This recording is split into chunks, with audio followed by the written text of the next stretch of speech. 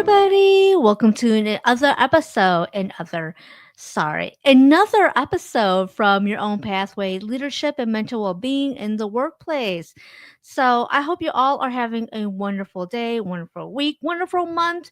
It has been a while since I have recorded because it was my birthday, and I was trying to be very intentional about not working. However, that did not stop my mind from thinking about all the episodes that I wanted to create, especially for your own pathway, leadership, and mental well being.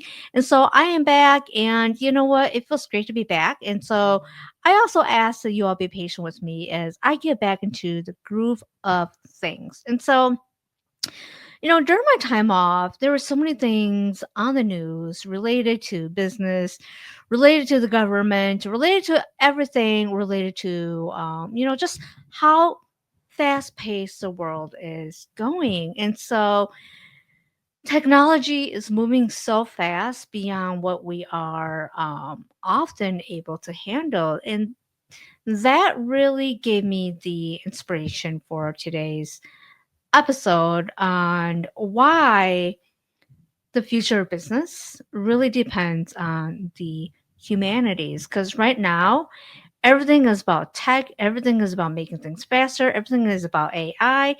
And not saying that all of this is bad, but I think in all of this, we may be losing our soul and our purpose and our intention behind all of this. So, today we're going to get right into it. And, we all been taught most recently, I think within the last 20 years. And for anybody who is watching this, who has been in tech longer, please let me know and put in the comments what you've seen change so far in the last 20 years, even 10, 5, and now even the last like 5 years since COVID. And so, we've been told that the future belongs to STEM, which is the science, technology, engineering, and math. And back when I was in school, goodness, early 2000s, when I finally graduated, we had none of this. We had none of the technology, engineering,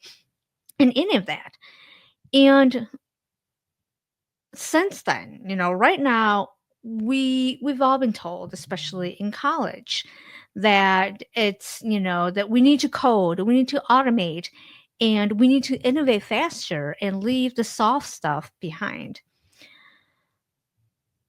But here is the truth, and I think it's hard to say this out loud, and we're seeing a lot of this is a world that is built on STEM and by STEM and focuses on STEM without the humanities becomes soulless. What's efficient may not always be ethical.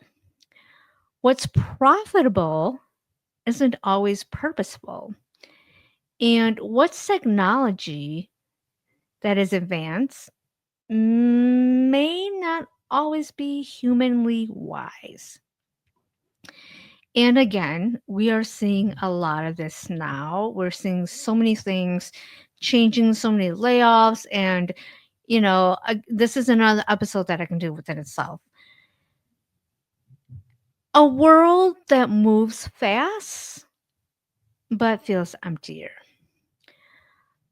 We're seeing companies that scale, but lose their soul. And we're seeing so much of this. And I recently did an episode about the cost of the human cost of hustle culture.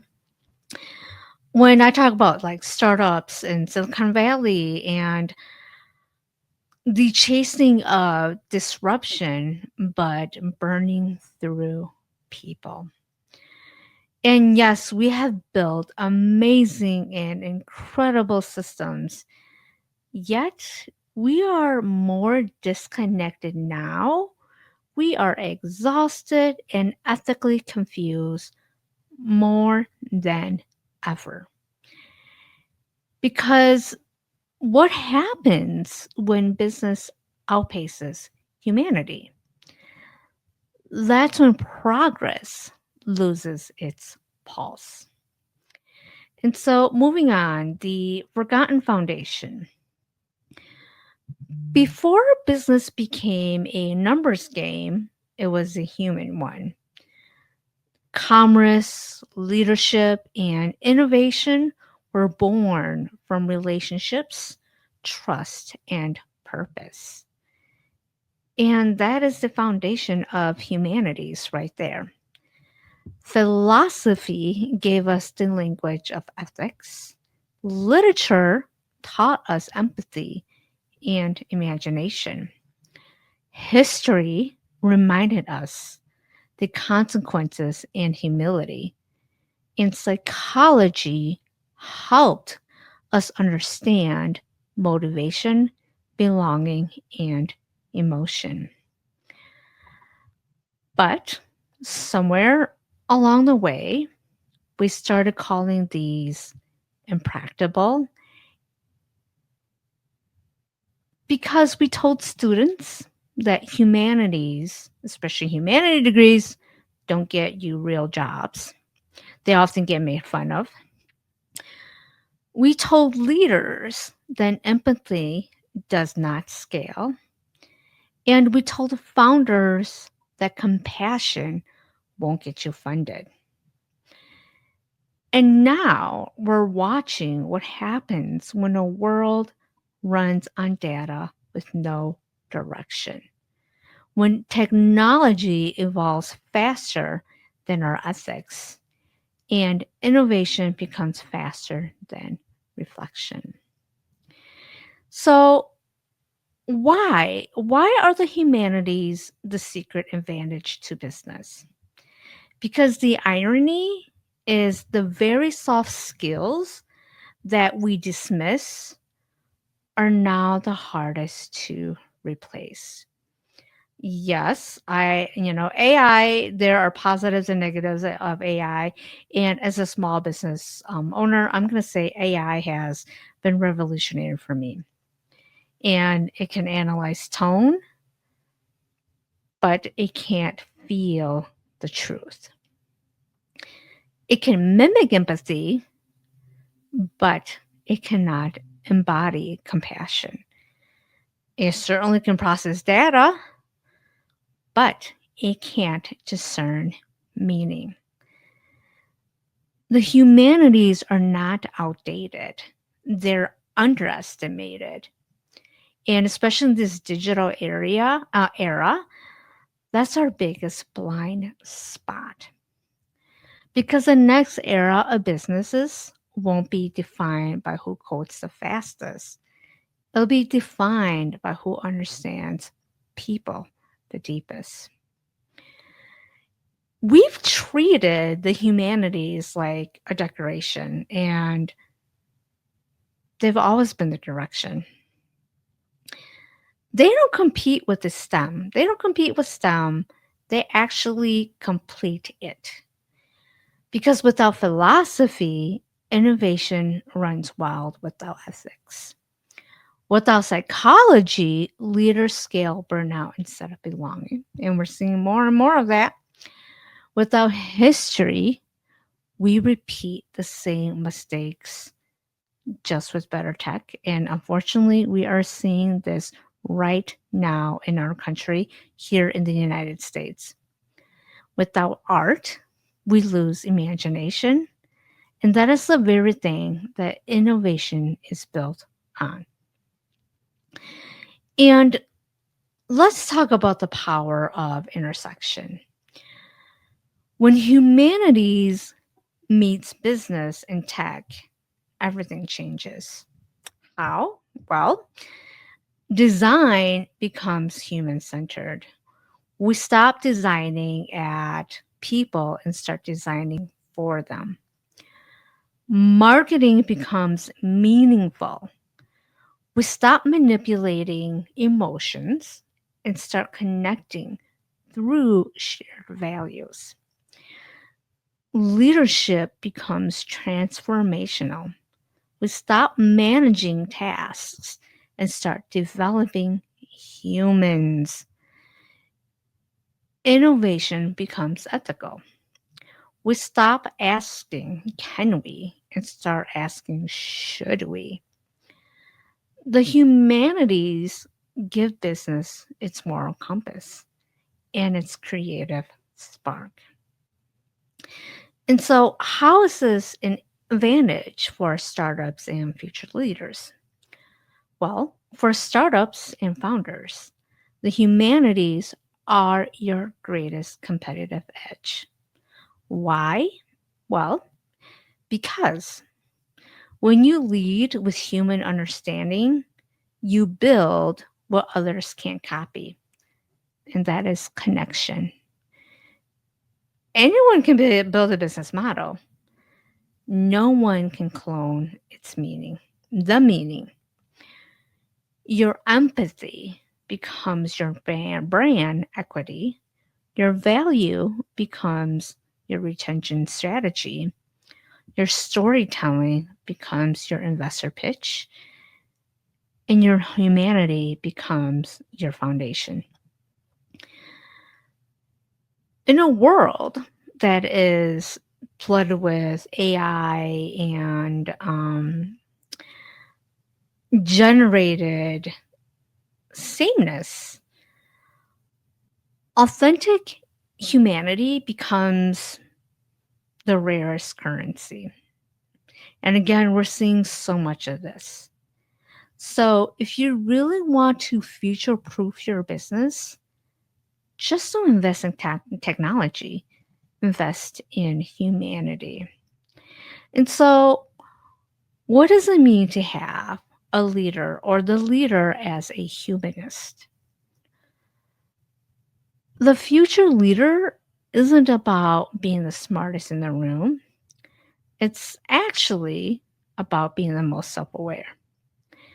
Because strategy without empathy often collapse. Growth without reflection corrodes. And success without the soul eventually self destructs. Being a humanistic leader or humanist leadership isn't new. It's ancient wisdom that has been rediscovered. It's the belief that leadership begins with understanding people, not controlling them. It's the recognition that power without purpose is just pressure. And even as I'm saying this, to me, that sounds so simple. And yet it is so hard because we have lost the humanities. We have lost our our um our humanism. And the psychology of the humanistic or the humanist leadership is that the strongest leaders today aren't the ones who dominate. They're actually the ones who integrate. They integrate emotional regulation, curiosity, and self awareness into every decision. They know that leadership isn't just about goals, it's about grounding because people just don't quit jobs, they quit cultures that lack humanity. Burnout doesn't happen because of hard work, it happens because of disconnection. And innovation doesn't thrive under fear, it thrives under psychological safety. This is where leadership grows deeper than just those damn KPIs. As you can tell, I definitely hate KPIs. And so it's beyond the KPIs and it grows into character. So what are the what are the superpowers of a humanist leader? And so what a humanist or humanistic leader brings is empathy. And this is seeing the person behind the performance, their employees beyond the performance. Integrity. I think we are missing so much integrity right now in the workplace, and especially with our technology and in producing more and without the consequences, is the integrity is having the courage to say, just because we can doesn't mean that we should. Another thing is having imagination, and it's dreaming beyond profit into purpose. Yes, I know it's hard to do that in a capitalist society where profits and investors, and it's all about that. And the imagination is dreaming beyond profit into purpose. And can you have both? Can you have profit and purpose? I believe that you can have both. Emotional regulation is staying steady when everybody else spirals. It's like the calm, collected when, everybody's just losing it, and you're like, you know what? Okay, yes, I feel the same way as you do too. And my reaction is to rather be grounded versus spiraling. And ethical clarity is ensuring progress never comes at the cost of people. And again, along with integrity, there is so much unethical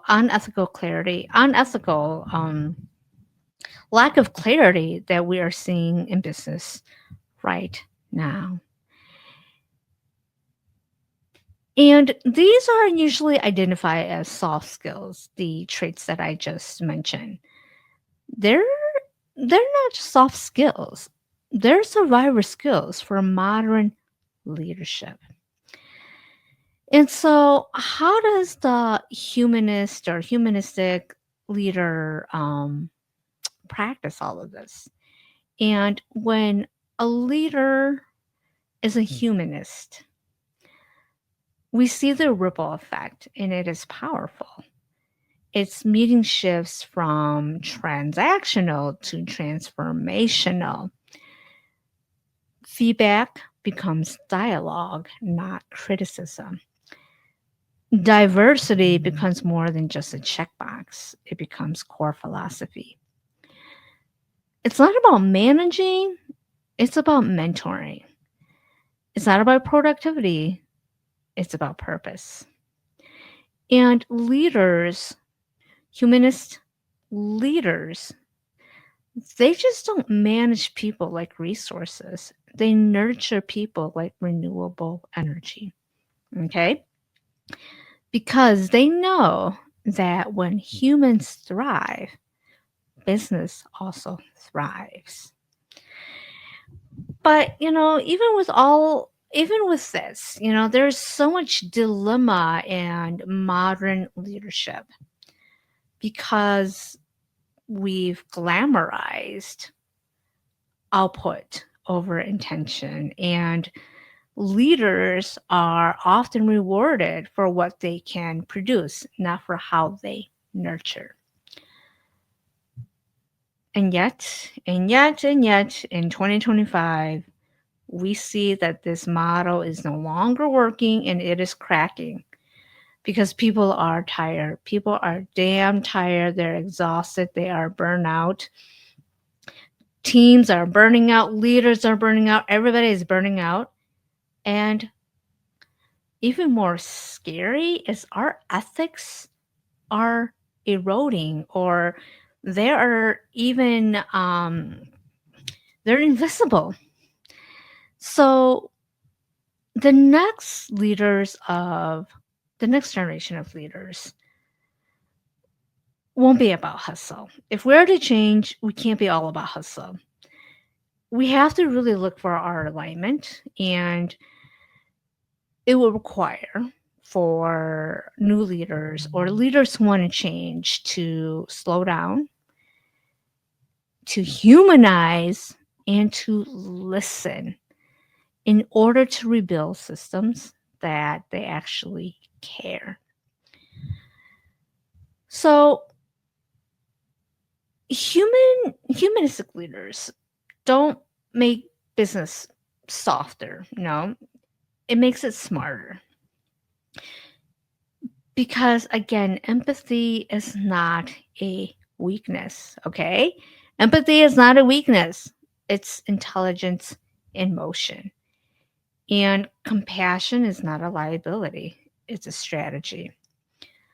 The best leaders of the future just don't build teams, they build trust. They just don't chase success, they redefine it. And they'll remind the world that leadership at its core isn't about command, it's about connection. So to close down on, to kind of close out with this, the world doesn't need more bosses, it needs more builders of humanity, okay? Because in the end, leadership isn't about power, it's about presence, purpose, and people.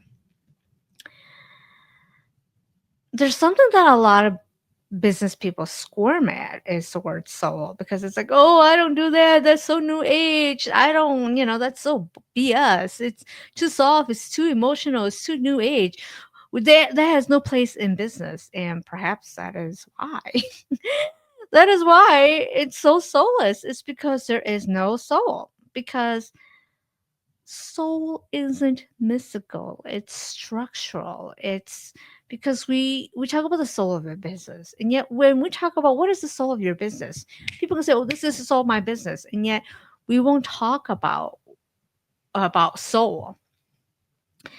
So when we're talking about soul of the business, we're talking about passion, purpose, alignment, and what does a company actually mean, and do they say what they actually do, or like what they're doing. And we're talking about the integrity, the consistency between values and behavior, and we're also talking about meaning, which is the deeper meaning or the deeper why, what fuels the how of the business. And you know what, soul, that's not fluff, that is foundation right there. When a business loses its soul, oof, you feel it. We all can feel it. Your people feel it. Your employees feel it. Your customers feel it. The work becomes hollow. The culture turns toxic. The mission statement stays on the wall, but it dies in practice. And I have worked at places where the mission statement is right there, and you're thinking, this place is a lie. You can feel it in the meetings that are somewhat efficient, but very, very lifeless. In teams that hit numbers, but lose their purpose, lose their way. And sadly, that is not progress, that is depletion. And again, especially 2025, end of 2025, I'm filming this episode in October 2025. We are seeing this everywhere. It's startups burning out their teams. It's leaders disconnected from people. Industries chasing innovation without introspection. And so, what does it really mean to have soul in your business? And again, having soul isn't about crystals or candles. I mean, if that is your business, kudos to you. It's about having a conscience. It's about remembering every number on a spreadsheet that represents a human being. It's about recentering work around values that actually breathe life, have compassion, justice, belonging, curiosity, and truth. A business without soul, oh, they can make money, but it certainly cannot make meaning. And eventually, meaning is what sustains everything else. And this includes purpose, motivation, trust, and loyalty. Soul is what gives direction when the market shifts. It is what keeps integrity intact when profits tempt someone to compromise their ethics, values, and integrity. And it is what keeps innovation ethical, leadership grounded, and culture alive. So, STEM and humanities are not opposite, they're partners. STEM builds the structure, humanities gives it spirit. Science shows us what is possible. Philosophy reminds us to ask, should we? Technology builds the tools. Ethics ensures that they're used for good. Engineering designs systems, and psychology ensures that those systems honor human behavior and well being. Because without that alignment, innovation becomes exploitation and progress turns into performance. And the future that we're building becomes functional but not fulfilling. That's why soul, having that inner alignment and that human conscience isn't just a luxury. It's the only thing that keeps progress. Yes. So when a company has soul, it doesn't mean that it's emotional or that it's,